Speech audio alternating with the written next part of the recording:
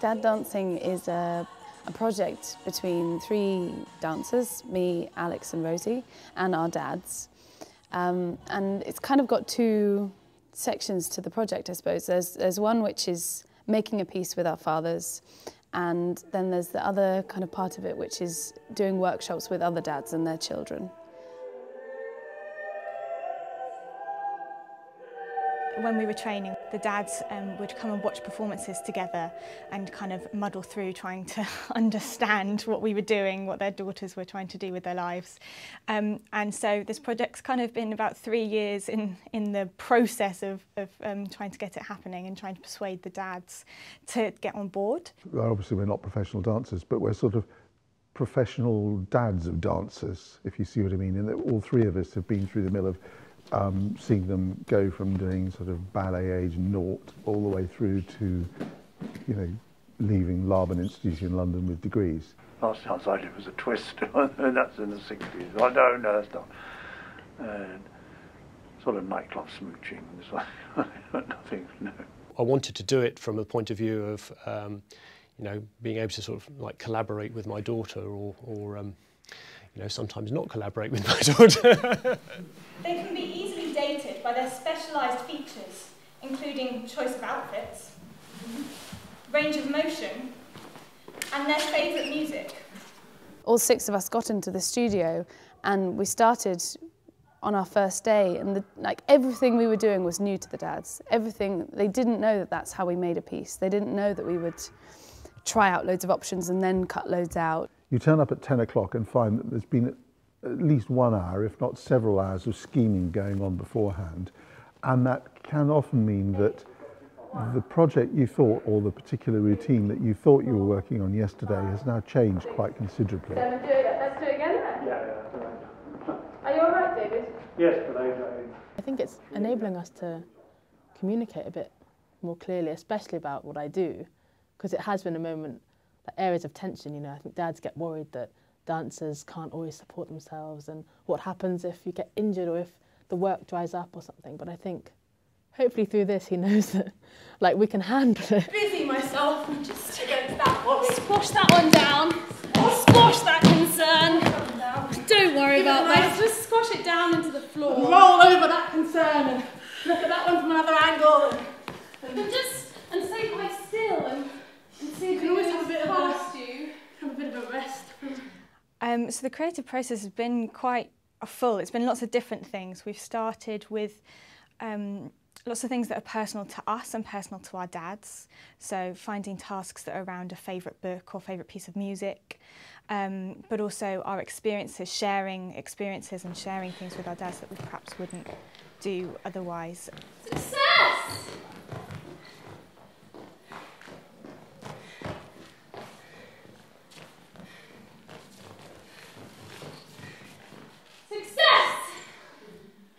So there comes a point where, as a dad, you're sort of trying to let go, and you each go in a different way. So, you know, I had my own sort of career, and she started developing her own career.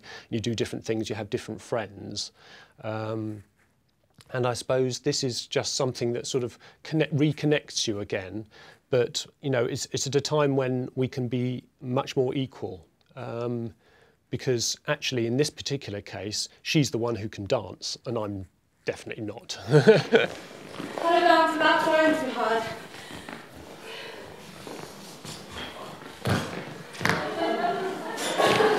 I'm a scientist, and I'm used to sort of thinking in terms of let's get a result, let's sort of maybe experiment a little bit, but it's all sort of coming out of your own head.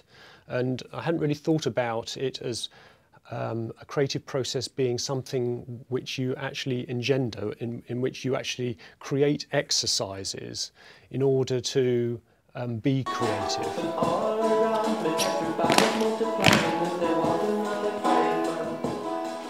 It's escapism, actually, is I think one of the things.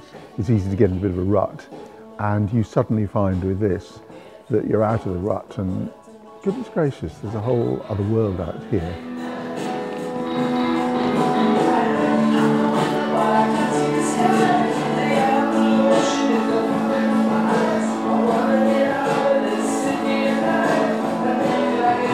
first things that we actually did, they said, right, well, just come up with 4 or 5 moves where you're supporting each other.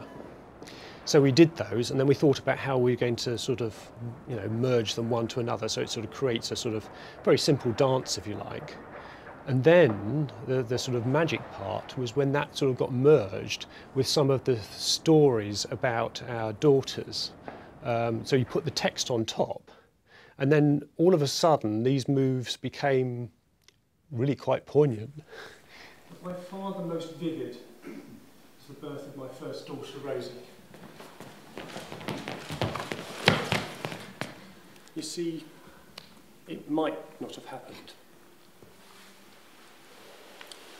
When she was conceived, some drugs had been taken, had contraindications like Down syndrome, missing limbs.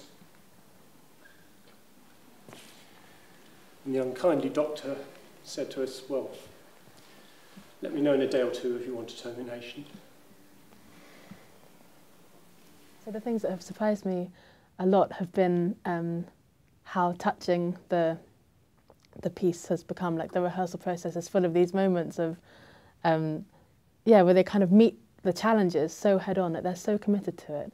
And then to see all of our bodies in the space, and particularly theirs, because they've just never done this kind of dance, contemporary dance before, to see them really engage with it has been really surprising. Later that very same day, I received a telephone call from the Wellington Hospital to say that Patsy was there and already in labour. I had never danced with her before. There didn't seem to be the occasion. There weren't family dances or many weddings lately to dance at, or no. I suppose we sort of thought it would be a sort of remedial dancing club for defectively dancing dads, but in reality it's been very different. It's got a much wider scope beyond just arts, in that there's social elements to it, there's health elements to it, all sorts of things. So, families that have sort of slightly become separate, losing contact with each other, there's potential there. There's potential just for sort of people who just don't get a chance to take much exercise. The workshops have been with different age groups, quite a lot with younger children in Sure Start centres, with already established dad groups that have been quite surprised to turn up and see that there's a dance workshop happening that day. And the workshops are really about encouraging dads and their kids, so it's not just daughters, to spend a bit of time together and interact more physically. And that's actually something that has developed through our process, is the kind of physicalness between the dads and the daughters, which I guess as you grow older gets less and less. So for us to dance together is something quite special, and something that we can give in the workshops as well. It doesn't matter if your 8-year-old sort of tells you, oh, Daddy, you're doing it wrong, or something like that. And they also get confidence out of seeing their dads doing it alongside. One thing I'd take away from it would be a kind of renewed sense of enjoying myself in dance. It's fascinating, it's wonderful to work with friends, and it's great to work with families and to see that dynamic. Yeah, be involved in a project that's really just like driven by complete enjoyment. I really just want to carry on with the project. I think there's still so much more to do, still so many ideas that we can put into place and try. I'm learning so much both from the other dancers but from the dads, so this meeting of ideas. I do feel like this is going to be a project of a lifetime, and I hope it continues for a long time.